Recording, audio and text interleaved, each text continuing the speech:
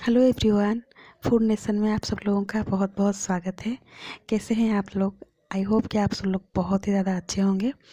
तो आज मैं लेकर आई हूँ आप सब लोगों के लिए बीन्स की एक बहुत ही इजी और बहुत ही कम मसालों में बनने वाली एक बहुत ही अच्छी रेसिपी, जिसे हर कोई खा सकता है। जैसे कि हम सबको पता है कि ग्रीन बीन्स में बहुत ही ज़्यादा न्यूट्रिशियस वैल्यू होता है।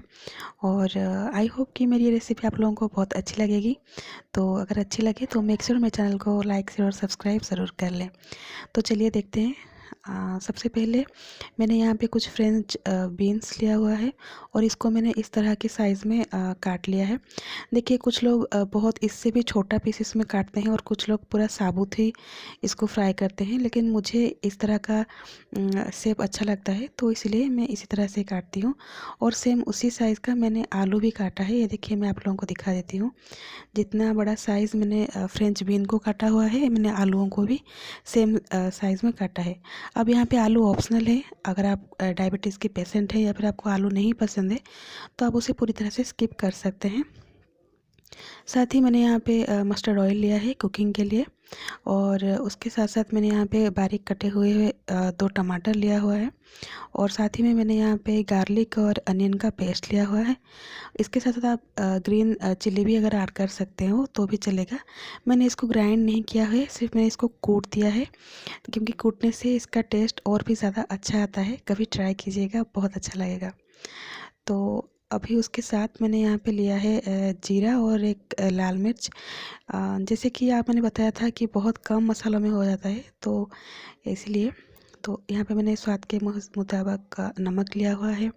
साथ ही साथ यहाँ पे मैंने थोड़ा सा रेड चिली पाउडर लिया हुआ है। रेड चिली पूरी तरह से ऑप्शनल है। और थोड़ा सा हल्दी लिया है। साथ ही में कुकिंग के लिए ज़रूरत के हिसाब से मैंने यहाँ पे थोड़ा सा पानी लिया हुआ है।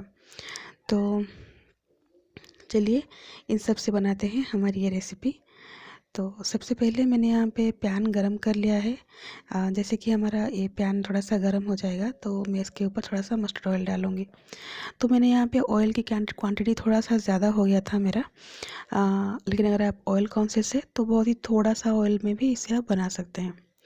तो अभी ऑयल मेरा गरम हो गया है, तो इसके ऊपर मैं क्यूमिन सीड्स और जो रेड चिली था उसको मैं अंदर ऐड करूँगी और थोड़ा सा 2-3 सेकंड के लिए उसको भून लूँगी। और उसके साथ साथ कुटा हुआ जो हमारा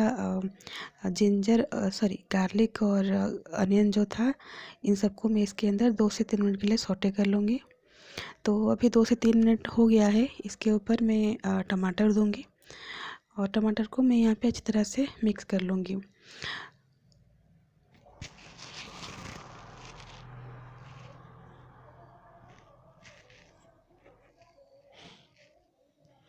तो मैं यहाँ पे थोड़ा सा इसके ऊपर नमक दे रही हूँ, सो दैट कि हमारा कुकिंग प्रोसेस थोड़ा सा कम हो जाए। नमक डालने से देखिए कितनी अच्छी तरह से हमारा ये जो टमाटर से सारा जूस निकल आया है। और इसी स्टेज में मैं अपना जो मसाला है, मसालों को डालूँगी। वैसे तो मसाला यहाँ पे कुछ डालना ही नहीं है, थोड़ा सा हल्दी पाउडर और थोड़ा सा रेड चिली पाउडर। अगर आप अगर आप लोग मिर्ची वगैरह नहीं खाते हैं तो आप उसको मिर्ची ना भी डालें तो भी चलेगा, कोई ऐसी बात नहीं है। आप इसके बदले जो हमारा कश्मीरी रेड चिली पाउडर है वो भी डाल सकते हैं। तो अभी मैं क्या करूँगी, थोड़ा सा पानी डालूँगी, और पानी डालने के बाद मैं यहाँ पे अगेन सब्जियों के लिए जितना हमें नमक चाहिए था, मैं इसी स्टेज पर वो नमक डाल दूँगी।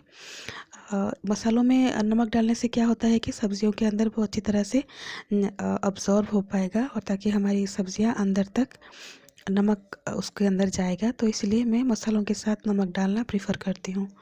तो अब जबकि हमारा मसाला रेडी हो चुका है, तो इसके ऊपर मैं हमारा जो फ्रेंच बीन कह लीजिए या फिर ग्रीन बीन कह लीजिए वो, और उसके साथ साथ आलूओं को डाल के इन सबको अच्छी तरह से 2 से 3 मिनट के लिए सौटे कर लूँगी। और ये बनाना भी बहुत ही ईजी है, बहुत कम टाइम में हो जाता है। तो इसको कभी आप लोग घर पे ट्राई कीजिएगा। कोई आमचूर पाउडर या फिर कोई मसाला कुछ भी इसके अंदर डालने की कोई ज़रूरत नहीं है। आप ऐसे ही इसे उंगलियां चाट कर खा सकते हैं। मैं इसे आप लोगों को बता सकती हूँ, ये बहुत ही अच्छा लगता है। ज़रूर इसको ट्राई कीजिए और फिर मुझे कमेंट बॉक्स में ज़रूर बताइए कि ये कैसा लगा है। तो देखिए मैं यहाँ पे थोड़ा सा पानी डाल रही हूँ।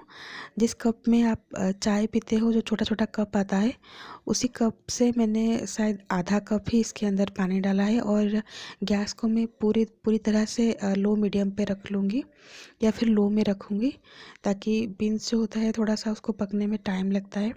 ध्यान रखिए इसको आप ज़्यादा मत पका दीजिएगा, नहीं तो उसका न्यूट्रिशियस वैल्यू थोड़ा सा कम हो जाएगा। देखिए अभी जो हमारा मसाला है, हमारा जो बीन्स है मसाला में अच्छी तरह से लटपट हो चुका है, और इस स्टेज में हम इसको बाहर निकाल लेंगे। तो आई होप आप लोगों ने मेरी ये रेसिपी को एंजॉय किया होगा, और अगर आपको मेरी ये रेसिपी अच्छी लगती है तो मेक श्योर मेरे चैनल को लाइक, शेयर और सब्सक्राइब ज़रूर कीजिए। मैं मिलूँगी आप लोगों को अपने एक नई रेसिपी के साथ। तब तक के लिए बाय बाय।